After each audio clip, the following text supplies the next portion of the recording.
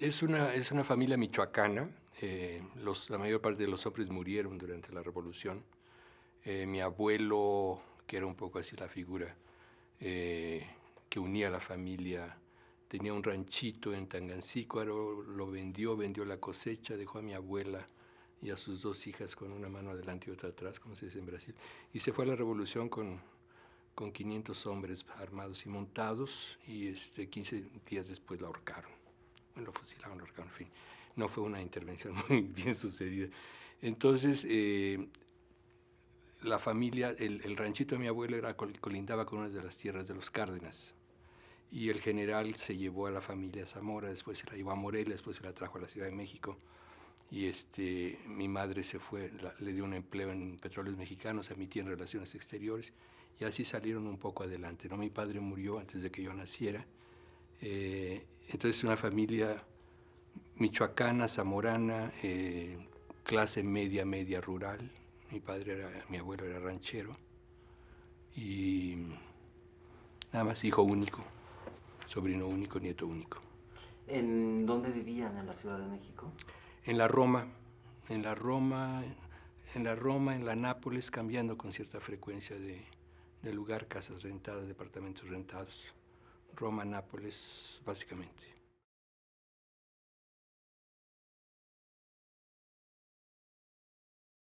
Yo estaba en el Deportivo Chapultepec y hasta los 13, 14 años hacía lo que todo el mundo hacía, jugaba básquet, jugaba badminton, nadaba, y alrededor de los 15, 16 comenzamos a notar diferencias en la pandilla en la que andábamos todos. Algunos chicos que tenían un poco más de dinero, de familias más adineradas, comenzaron a usar un poco esas ventajas sobre los que no las teníamos en relación a las muchachas. Entonces se crean unas ciertas escisiones en el grupo, y algunos de nosotros decidimos compensar la falta de recursos económicos para impresionar a las chicas con cultura. Entonces nos pusimos a leer como locos todo lo que nos caía en las manos, inclusive sin entender mucho de qué se trataba. Y me acuerdo que andábamos sudando a Camus, sudábamos a Joyce, sudábamos a Proust y todas esas cosas. Y de alguna manera eso acabó llevándonos, yo estoy pensando mucho en Héctor Manjarres, que era como mi alma gemela en ese momento, todavía lo es. Héctor y yo nos fuimos un poco por ese lado, nos metimos a grupos de teatro, con Gastón Melo, con otras personas. Entonces leíamos eso, leíamos todo lo que se suponía que debía leer un joven mexicano que quería estar instruido en la cultura universal, ¿sí? Música, ahí sí había una alternancia entre música clásica y rock and roll, ¿sí? Con cierta preferencia por el rock, hasta determinado momento, ya en los 60s. No, yo creo que a partir del 67 es cuando comenzó el rock más pesado en mi vida. Antes era más música clásica, ¿sí? Led Zeppelin y todas esas cosas.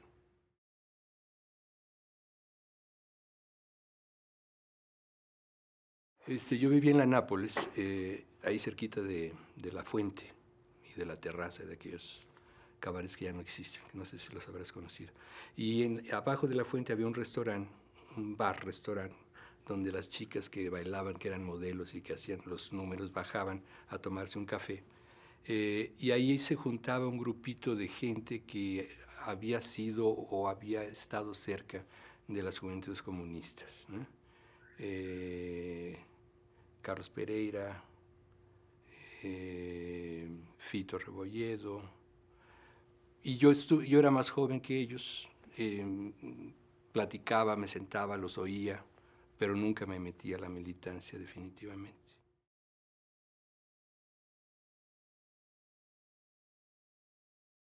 Muy apolítico, yo no quiero llamarlo elitista ahora porque era de lo que nos acusaban nuestros adversarios, como dice el observador. Pero, pero era una cosa muy de cada uno metido en su carrera, en su estudio, matadísimos todos, muy macheteros, sin ninguna efervescencia política en ningún sentido.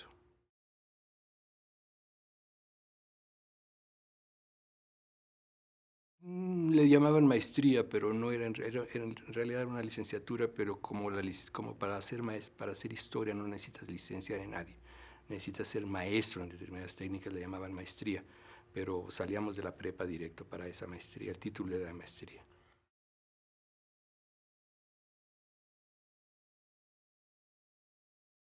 Don Daniel, a mí me tocó el último año de su dirección en el colegio, de su presidencia, después entró Silvio Zavala.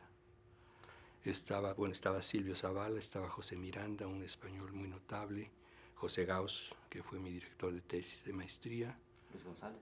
Luis González todavía no era notable en esa época, todavía era casi lo tuteábamos. Josefina Vázquez, Moisés González Navarro, Antonio Latorre. Sí, había muchos figurones.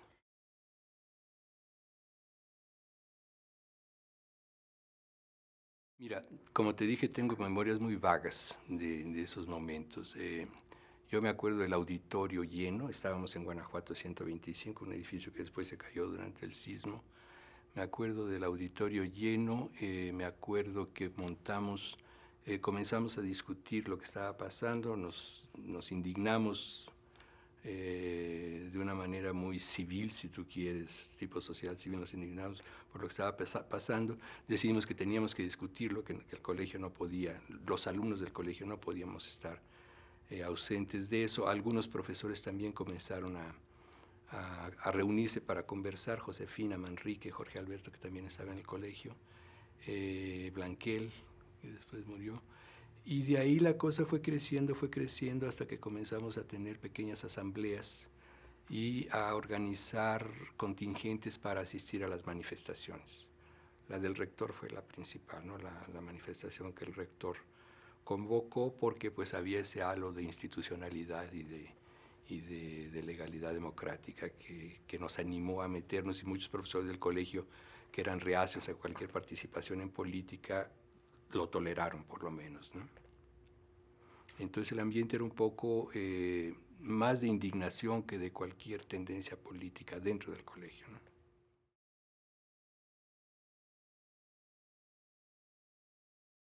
¿no? No, en 68 don Daniel ya no estaba en el colegio, ya se había retirado. Ya estaba en su casa escribiendo sus cosas, pero ya no estaba en el colegio. Don Daniel se quedó en 64 y un pedacito de 65. Entró Zavala se quedó también un año nada más, o dos. Se fue de embajador a Francia y ahí entró don Víctor Urquidi.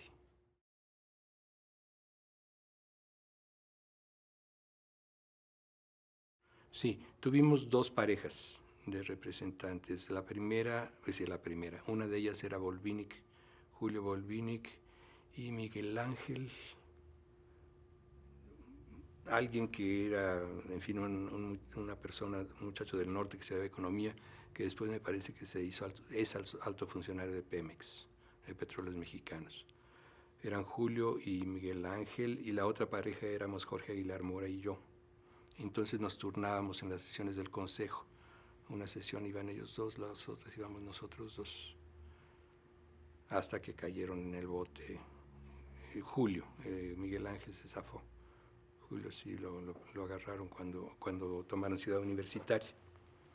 Pero antes de eso, me trajeron el colegio. De hecho, no me acuerdo si fue antes o después de la toma de CEU.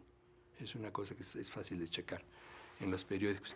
El colegio tenía la biblioteca con un ventanal enorme, y de madrugada llegaron unos tipos y me ametrallaron y rompieron todos los vidrios de la biblioteca y le dieron un tiro al sillón de Urquidi, que estaba de espaldas para la pared, para la calle, porque supuestamente Urquidi estaba apoyando a uno de los precandidatos a la presidencia. Corrían esos rumores, ¿no?, de que como la cosa de la presidencia estaba muy metida en el movimiento, y se suponía que Urquidi estaba del lado de uno de ellos, los otros llegaron y le dieron un tiro.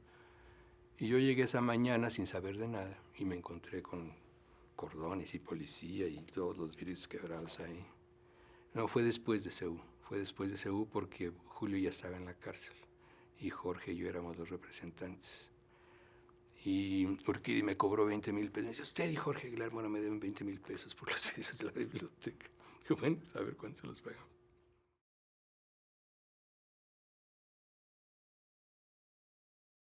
un poco distante. Es decir, había muchas jerarquías en el consejo, ¿no?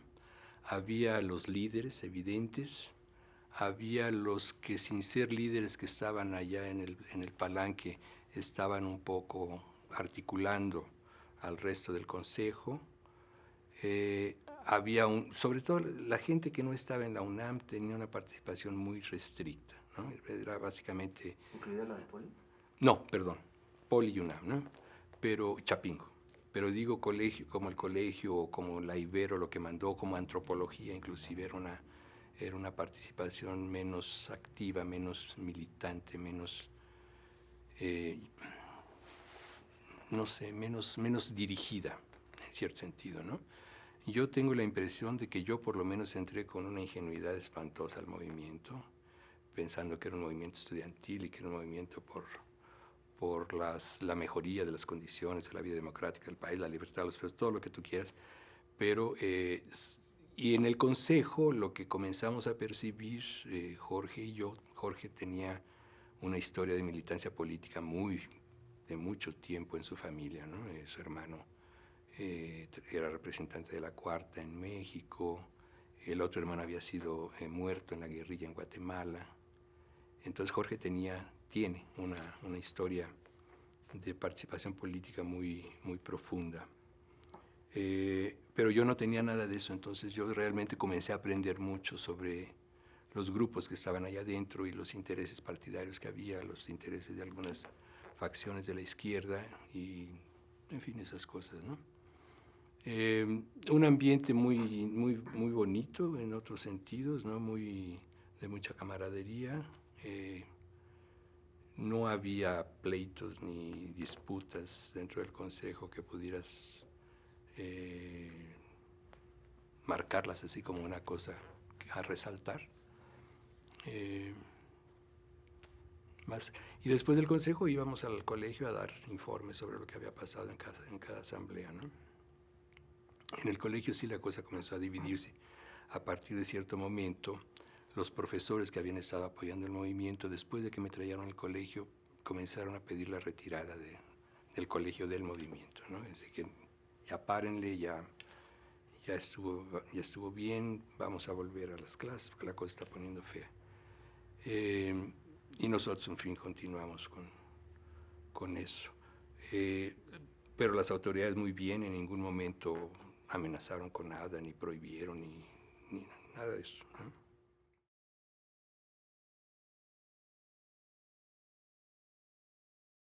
No, yo creo que sí la imponían. Yo no tenía idea de ninguno de esos grupos, ni de ninguna de esas facciones. Yo creo que hay varios amigos míos que dicen que si no pasaste por la UNAM perdiste algo definitivo en tu vida. Yo creo que es verdad, porque quien estaba en la UNAM probablemente conocía todos esas divisiones y esos grupos que estaban ahí. Yo no tenía la menor idea sabía que era gente que estaba ligada a corrientes de izquierda, Partido Comunista, ese tipo de cosas, pero sin capacidad para identificar posiciones que divergían, aunque era natural que algunos líderes se peleaban con otros o se enfrentaban a otros, que algunos trataban de llevar el movimiento para un lado, otro para otro, otros para otro lado, pero yo no conseguí identificar cuáles eran las premisas ideológicas de cada uno de ellos de ninguna manera.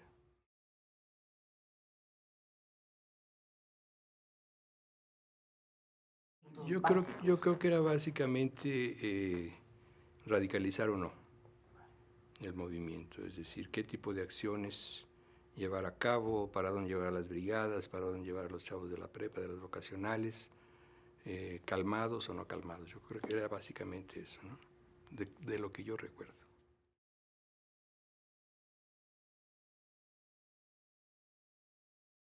No, porque lo que hacíamos estaba en el colegio, estábamos básicamente dentro del colegio, íbamos a las manifestaciones, íbamos a las marchas.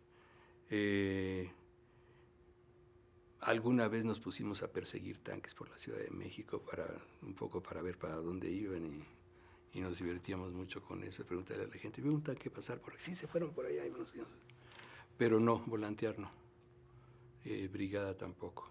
¿Mítines relámpago? No.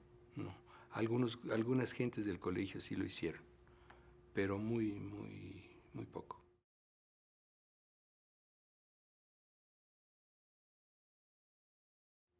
Pues yo creo que fueron muy importantes. No me había hecho esa pregunta, Álvaro, pero yo creo que fueron muy importantes porque era un poquito como la distribución de la sangre del movimiento, ¿no? Yo creo que fueron las que llevaron a la clase media que no estaba plenamente involucrada en el movimiento a aproximarse, ¿no? Que eran chavos que la familia llevaban, hacían, volanteaban con la familia o llevaban a los familiares a que hicieran parte de la brigada o en las casas o en los vecindarios. Yo creo que fueron muy importantes en ese sentido, ¿no? De aglutinar sectores de la sociedad que no estaban participando intrínsecamente del movimiento.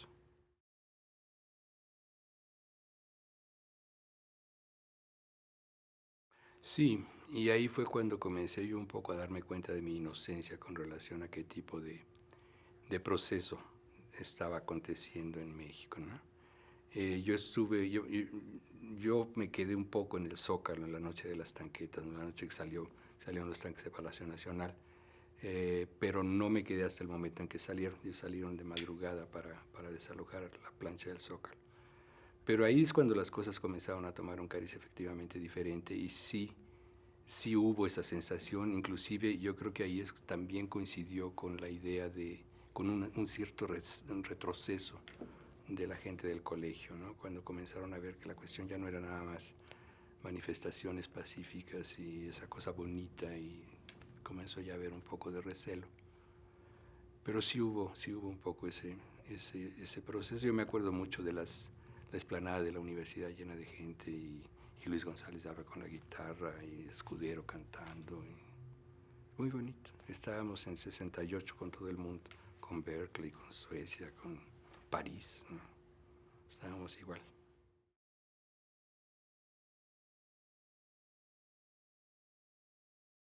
No, le había tocado a Julio y a Miguel Ángel estar en el consejo esa noche. ¿Y los apresaron? A Julio. Mucha gente se salió porque el ejército comenzó a rodear y el ejército solo puede cumplir una orden de cada vez. Entonces, hasta que no cumplieron el cerco de Ciudad Universitaria, no arrestaron a nadie. Entonces hubo mucha gente que se salió caminando entre los tanques, mientras los tanques estaban rodeando. Y Julio no, Julio se quedó. Pero Miguel Ángel sí, se salió del CU y yo no me acuerdo más de él en el movimiento. Puede haber continuado, pero no me acuerdo más de él. Y ahí fue cuando Jorge y yo entramos a las reuniones del consejo, que ya eran reuniones clandestinas, en casas de gente y todo eso. Y ya nos quedamos un poco como representantes permanentes hasta el 2 de octubre.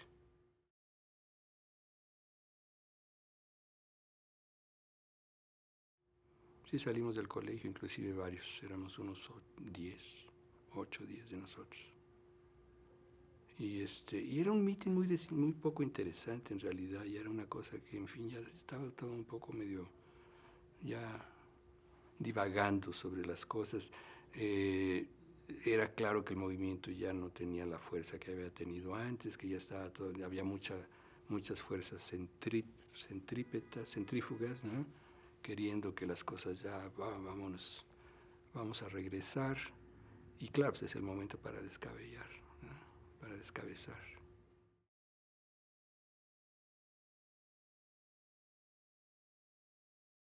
Mi recuerdo, bueno, ahí es muy curioso, por eso que yo tengo muchas reservas sobre la historia oral, porque uno acaba fabricando los recuerdos, ¿no? No es el recuerdo de lo que tienes, sino que tú lo vas reelaborando, lo vas pensando, vas oyendo otras personas, vas leyendo.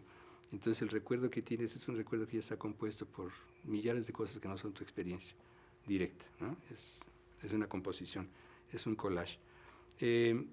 Yo me acuerdo del helicóptero, evidentemente, era una tarde nublada, estaba a punto de llover y comenzó el famoso helicóptero a dar vueltas, lanzó su bengala,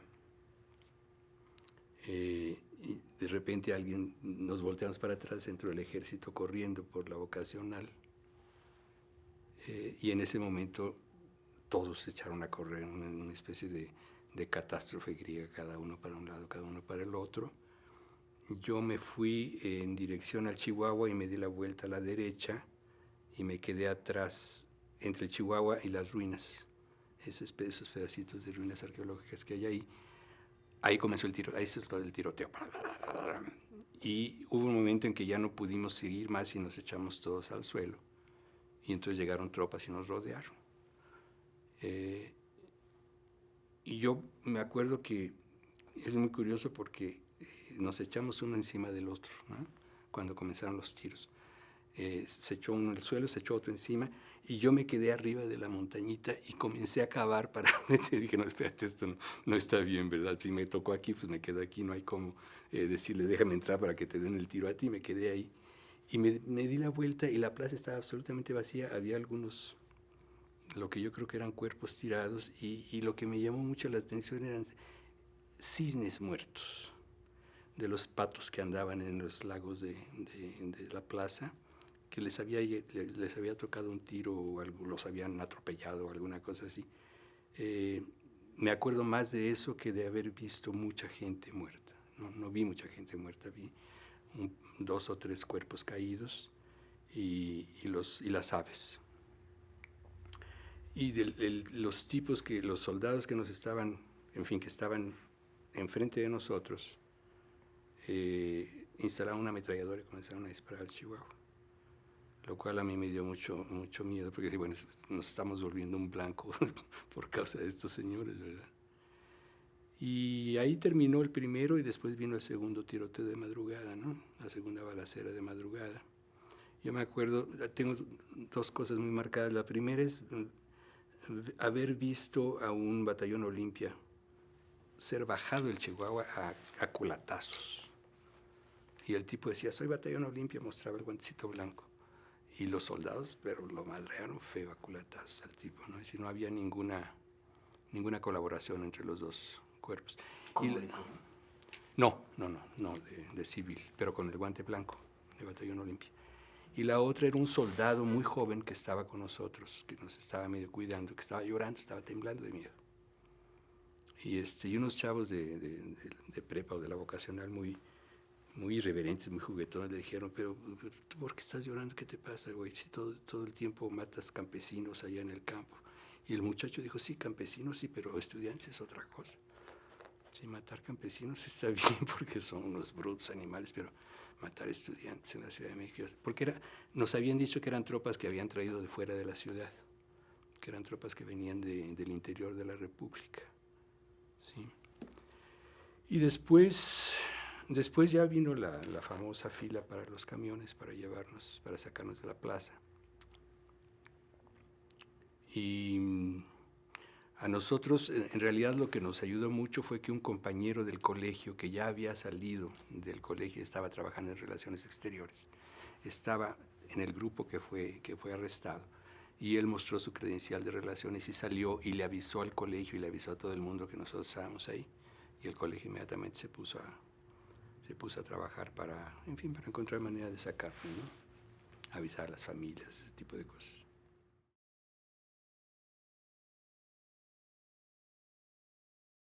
No, yo estaba lejos del Chihuahua. No, nos llevaron a Santa Marta, que era una prisión que estaba nuevecita, la inauguramos nosotros. Entonces, celdas nuevas, colchones nuevos, frazadas nuevas. Nos trataron muy bien, nos dieron caldo de pollo, chocolate, de postre, helado. No fue la prisión no fue nada. Fue traumática porque era una sensación de, yo no tenía la menor idea cuando yo entré a ese movimiento que iba a terminar en el bote, ¿no? En la cárcel. Y había chicos que ahí dentro se pusieron a hacer manifestaciones y a bater, cosas muy bonitas de valor, de ánimo, ¿no? Jorge y yo nos quedamos en la misma celda, Aguilar Mora, estábamos en una fila diferente, de repente lo jalé, nos quedamos en la misma celda, y él salió la primera, llegamos como a las 4 de la mañana a Santa Marta. Yo creo que Jorge salió en la noche o en la madrugada del día siguiente. Él tenía ya si no me engaño, después me cortan los nombres de las personas creo que Jorge tenía ya una beca en París para hacer el doctorado con Roland Barthes, y la embajada francesa facilitó mucho la salida, ¿sí? Entonces llegaron por él, un avión a París. Yo me quedé 3 noches. 3 noches. Y salí en la madrugada de la cuarta o de la tercera, ¿sí? Por ahí del 4 o 5. Y bueno, y como yo había estado en el consejo, y yo creía que yo era importantísimo, ¿verdad? Y yo estaba seguro que había sido un error que me hubieran dejado salir. Entonces me clavé en la clandestinidad de nuevo. Durante un mes me quedé escondido en casa de Óscar Chávez y de Leticia, creo que se llamaba su esposa, hermana de Irene, porque una de mis compañeras en el colegio era Irene Vázquez. En ese momento ella trabajaba en antropología, estaba casada con Arturo Barman, y a las 4 de la mañana del día que yo salí, Arturo e Irene me estaban esperando en la puerta de Santa Marta, y ellos me llevaron a la casa de Óscar. Después, pues ya se desarticuló todo, quedó Gustavo Gordillo por ahí, más o menos hablando en representación del consejo. ¿Del colegio? Del consejo, no del consejo, Gustavo estaba en economía.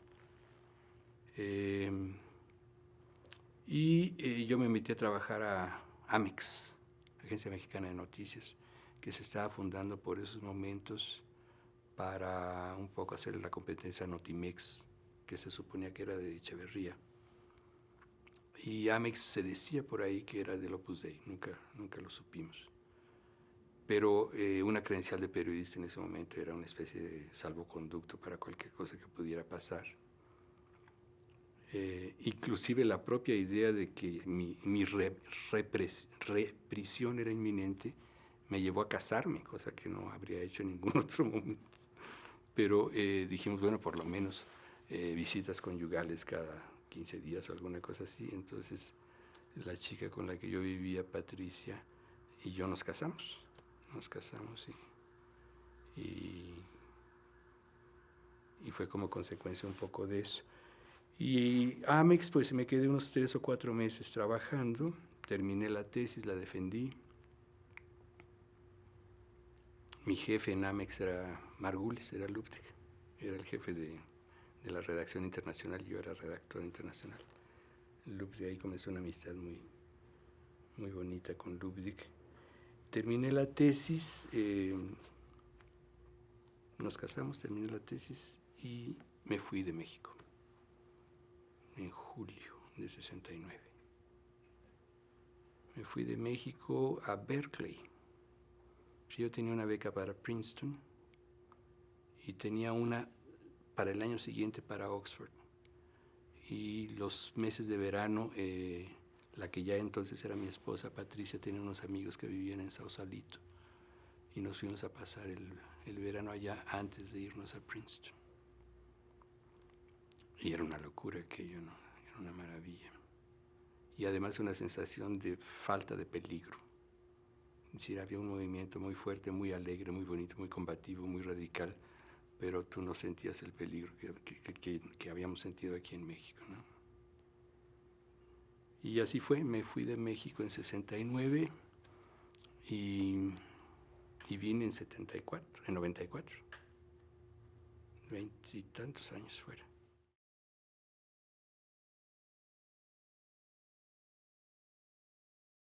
Un casamiento. Que es curiosísimo, todo el mundo nos habla de los divorcios. De los divorcios, ¿verdad? No, al contrario, yo me casé. Yo me casé por miedo de volver a la cárcel. Y bueno, no solo por eso, pero en fin, fue el pretexto para el casamiento. A mí me dejó, ¿qué me dejó a mí? A mí me dejó primero un extrañamiento enorme de México. Yo salí de México no queriendo volver a oír hablar del país, no queriendo volver a México, al punto que en Princeton el único latinoamericanista que había en historia era Stanley Stein, que estaba dejando de ser brasilianista para hacerse mexicanista, estaba en la transición. Y me dijo, vamos a trabajar en México. Yo dije, de ninguna manera, cualquier otra cosa menos México.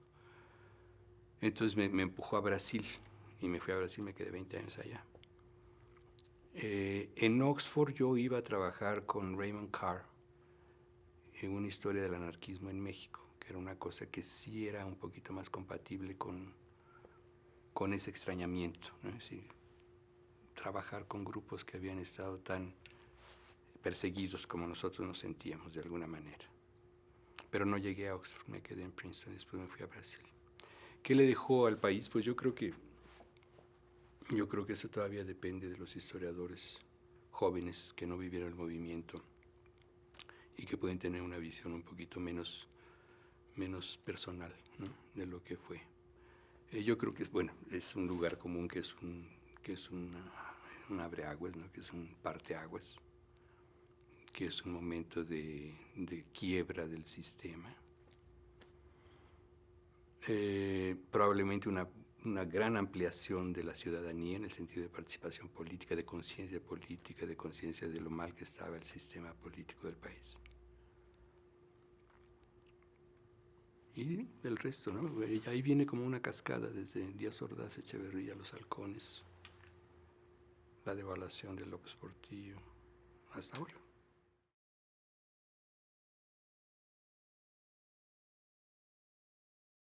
Pues yo tengo una idea muy básica de eso, ¿no? Una cosa muy gráfica. Yo creo que lo gráfico debe predominar. Y en lo gráfico yo incluyo lo auditivo, lo visual. No veo mucho. Sí, claro, hay que hacer una hemerografía. De 68 hay que tener todo lo que se publicó en la prensa, todo lo que se ha escrito, pero no tengo muchas ideas, Álvaro, sobre cómo sería eso. Dices memorial, yo me imagino monumentos, ¿no? El memorial latinoamericano en São Paulo, ¿no? Creo que está allá. Monumentos, estatuas, cosas así. Pero yo no veo 68 de esa manera, un memorial 68. Yo creo que sería una cosa más de mantener mira, lo que los españoles están haciendo con la guerra civil. Sí, la cosa gráfica, el testimonio gráfico habla mucho más que la lectura, es mucho más fácil de asimilarse que cualquier otra cosa, inclusive discurso hablado, ¿no?